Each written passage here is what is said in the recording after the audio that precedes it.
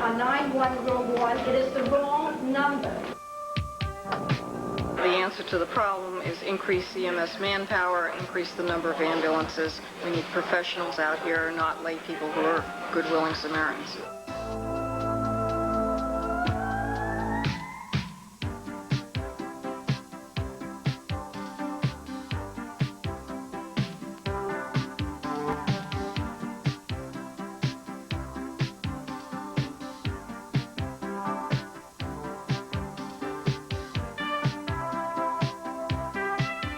Imagine having to watch a loved one suffer while waiting for an ambulance, and it doesn't arrive on time, or worse, there isn't one available because it's being repaired, or when it does arrive, it lacks the essential equipment that's needed to save a life. This may sound like the exception and not the rule, but think again. In the last 6 months, all of this has happened within the Emergency Medical Services, EMS. Are we being asked to play Russian roulette with our lives? We'll find out what's happening to the EMS system now and how you can receive a safer, faster trip to the hospital as we look inside the Emergency Medical Service. By the time the ambulance came, my husband was already choking. My husband was still conscious for at least 40 minutes after the first call. It could be a matter of life and death. Every minute counts. Every second feels like hours when you're waiting for an ambulance to arrive. New York City's emergency medical service is still stinging from the sharp criticism it received all summer long. Too many broken down ambulances, slow response time, poor management, or some of the charges made against EMS.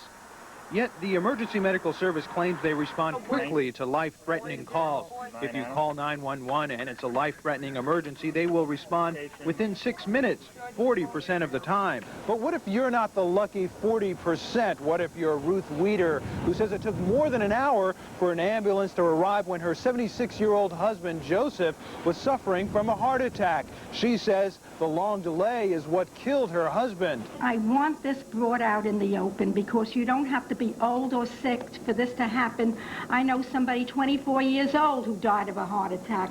We are all possible victims. Ruth Weeder's husband became a victim last May. It was 10:15 at night. Joseph Weeder appeared to be having a heart attack. He had had one 8 years earlier.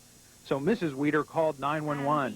She thought the ambulance would arrive in minutes, but she was dead wrong. It took nearly an hour. Joseph Weeder was pronounced dead of a heart attack shortly before midnight, almost 2 hours after Mrs. Weeder's call to 911.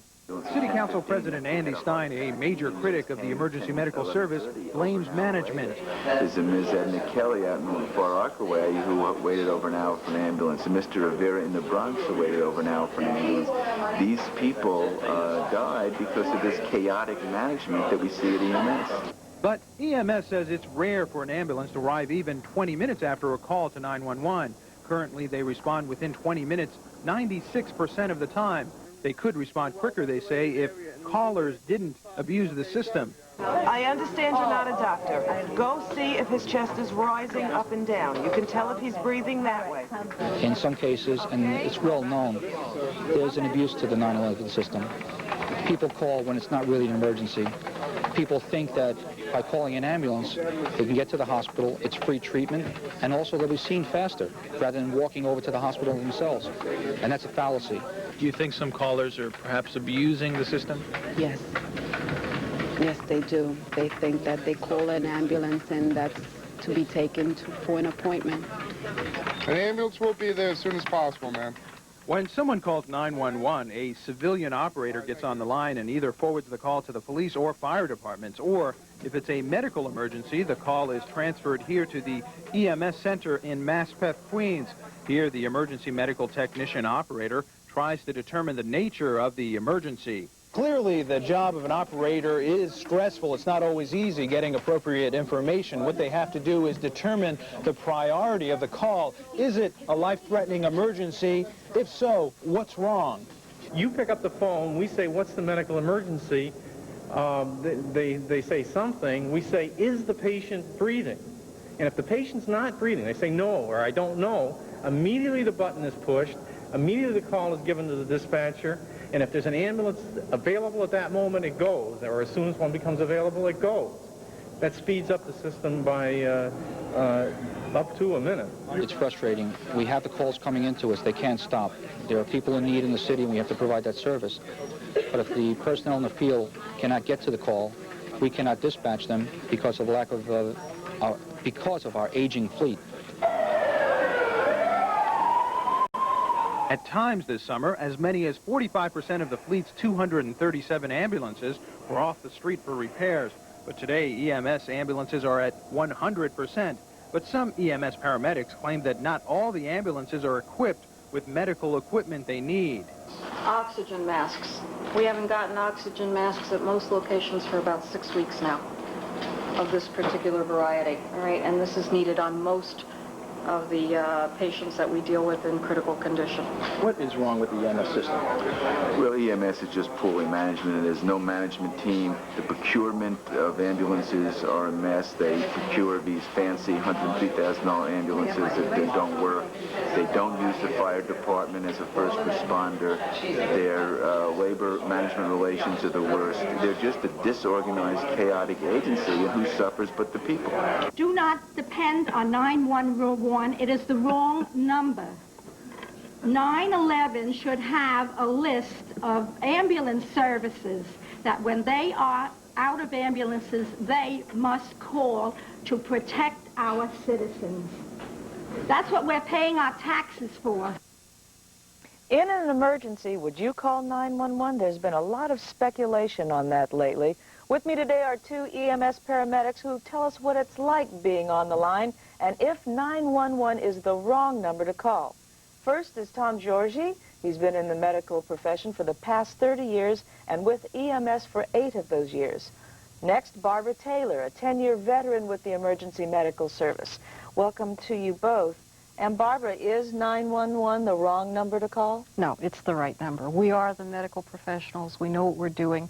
We need more manpower, and we need more resources to really handle the volume of calls. Now, with Mrs. Weeder, did she do something wrong that she had to wait 40 minutes for an ambulance while her husband Joseph died? Did she give the wrong information to the call she gave the right information. There just wasn't an ambulance available, and this goes on constantly throughout the 24 hours.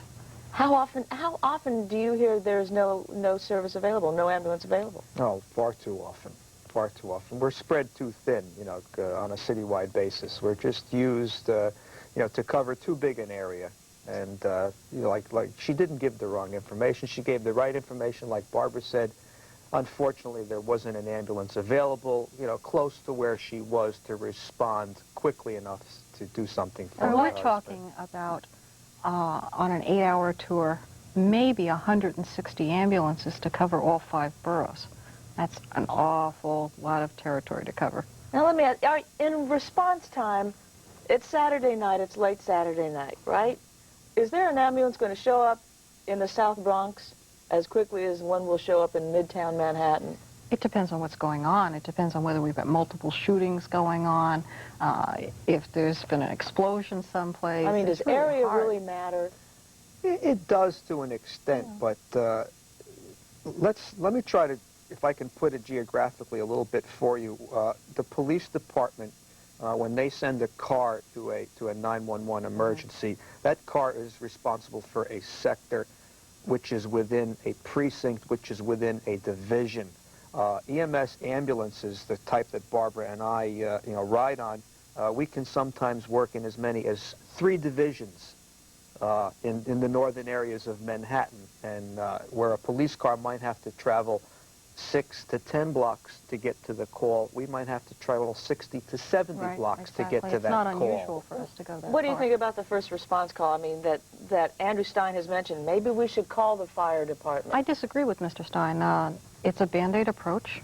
When you're hurt or you're very sick, you don't need firemen at the scene. You need medical professionals. But aren't they trained? No, they're not trained.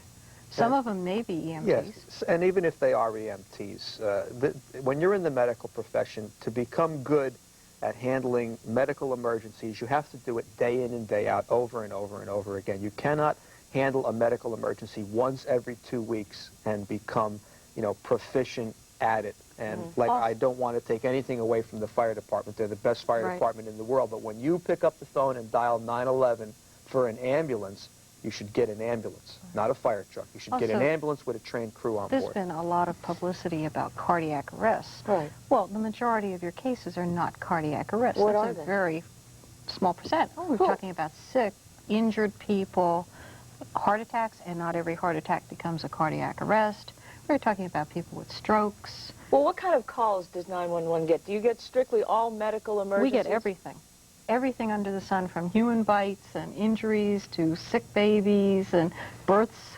We do, we deliver people patients. with fevers, people with cold and flu symptoms that have had chronic complaints that have been lingering for days, that call 911 for a rapid solution to their problem, which is something that, in fact, they should have taken care of themselves on their own time by going to either a private doctor, a clinic, a health service, whatever. I'm tired of this cold. It's not getting any better. I'm going to the emergency room tonight. The emergency room is not the place, nor is a 911 ambulance, you know, the vehicle that you should be using to transport yourself to get help. It's, you know, an emergency is a sudden onset that requires immediate attention. Okay, there's also the false belief that if you call 911 and get an ambulance and you've got the flu, you're going to get seen that much faster in an emergency room, and it's not true. That's not true. Thank you very much. I'm going to have to break here. We'll be right back in just a moment. Don't go away. I want to ask you about salaries.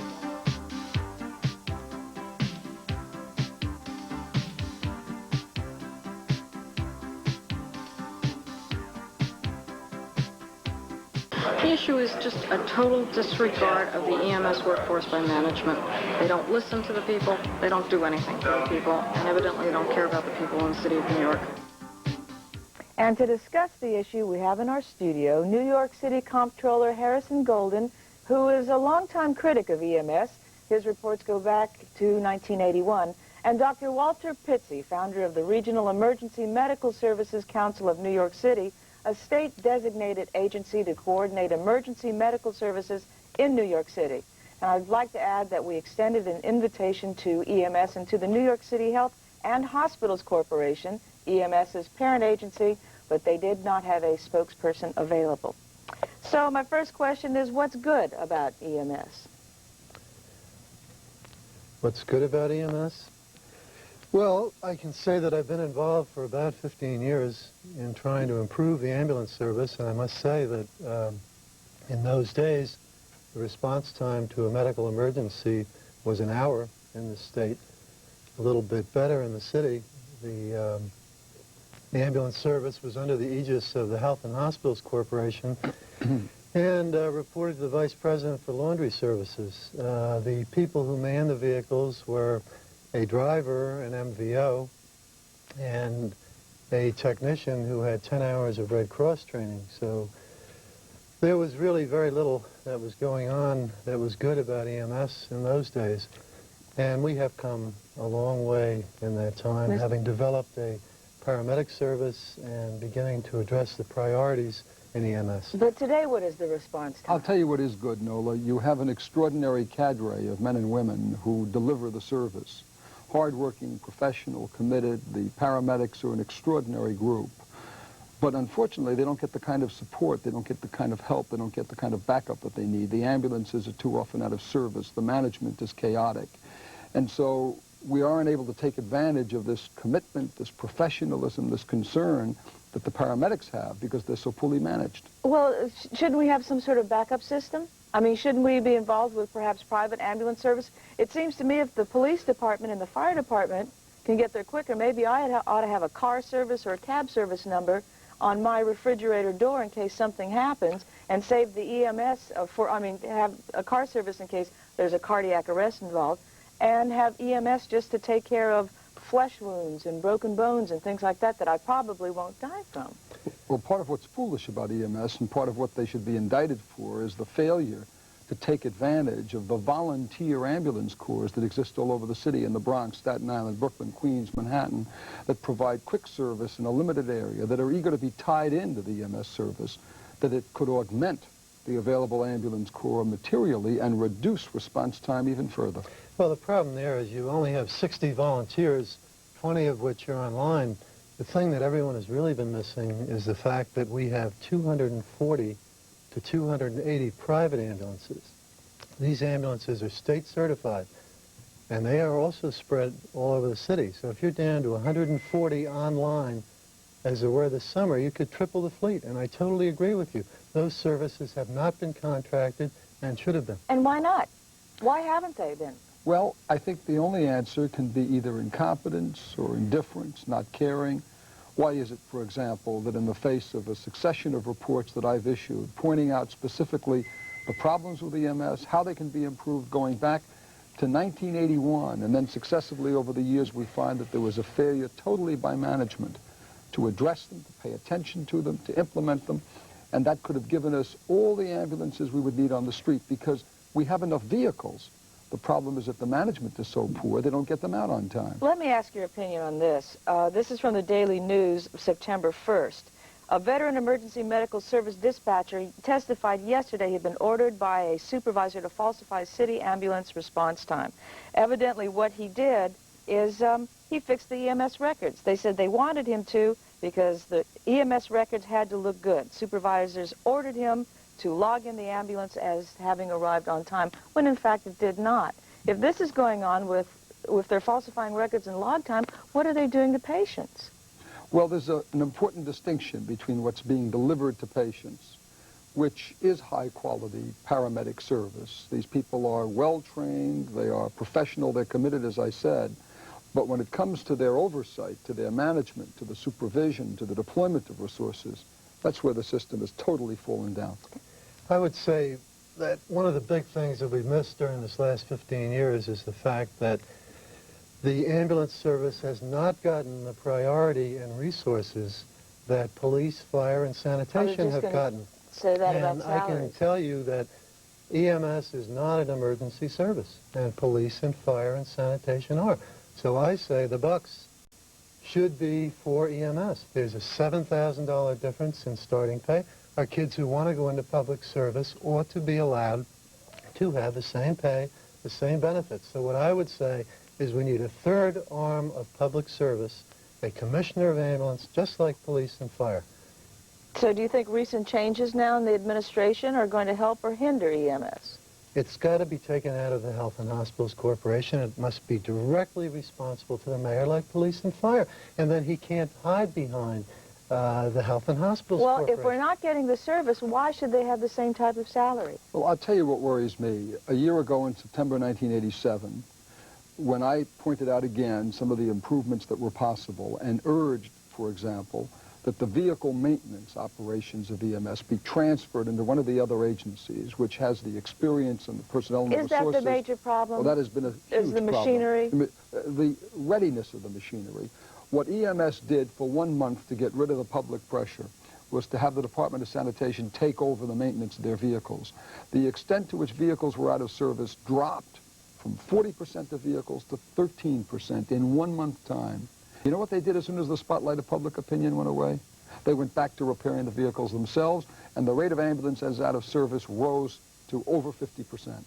What about equipment? What about, I mean, the actual equipment inside the ambulances? Is it not outdated?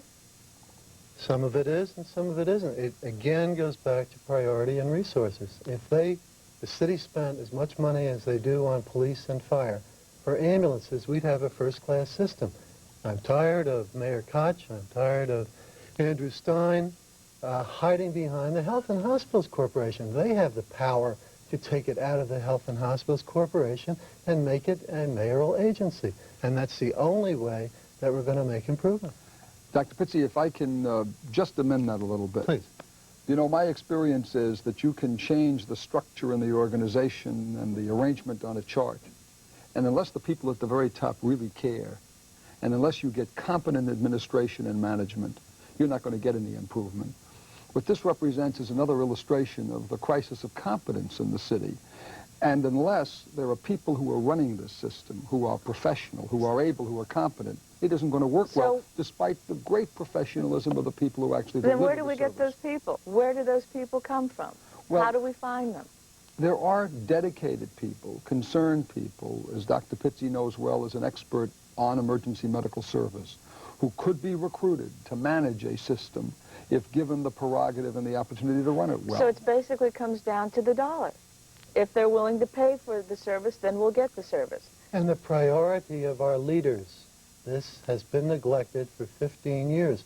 And it takes a mayor and a president of a city council to make the change. That's the only way it's going to happen. Is the mayor ultimately responsible for health care in the city? Yes, the mayor and the city council president. Because with charter revision, you could actually make an independent service, mayoral agency, responsible directly to the mayor. And then the mayor has no one to blame but himself. You see, every New Yorker, I think, understands that there are certain basic rights that he or she should have as a citizen. One of them is the knowledge that if you need an emergency medical service at home or on the street, that you are entitled to fast response, professional response. That should be a basic right. It should be one of the most fundamental obligations of municipal government. And it's deeply distressing that the city hasn't provided that, and hasn't provided it to a very large extent, because although there has been extensive indication of what it needs to do to provide the service, it has ignored it because it hasn't cared. One-word answers from you both. That's all I need, just a yes or a no. If you're in trouble, are you going to call 911? Well, everybody does. Of course you do. Doctor?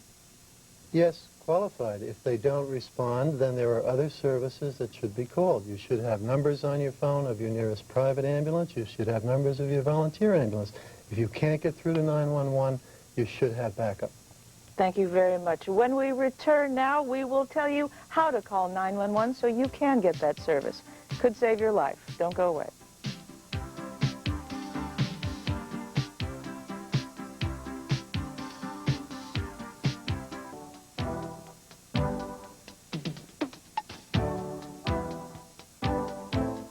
Last year, the EMS received 742,000 phone calls. That's more than 80 calls an hour. And of those calls, between 35% and 50% are not true emergencies. People called for such things as back pain, clinic appointments, and just trying to get a ride to the hospital, get their prescription refilled. So since this is National Emergency Medical Service Week, we'd like to offer some suggestions on what to do in a medical emergency. First, when you dial 911, the first person to answer will be a police operator. Tell the operator, quote, "This is a medical emergency." Your call will be automatically transferred to EMS. Secondly, give the exact location of the emergency. Include cross streets, apartment number, and borough. Give the telephone number from where you're calling. Now don't hang up first. Remain calm. The call receiving operator will then begin a series of questions. For example, is he or she breathing? Is he awake or conscious?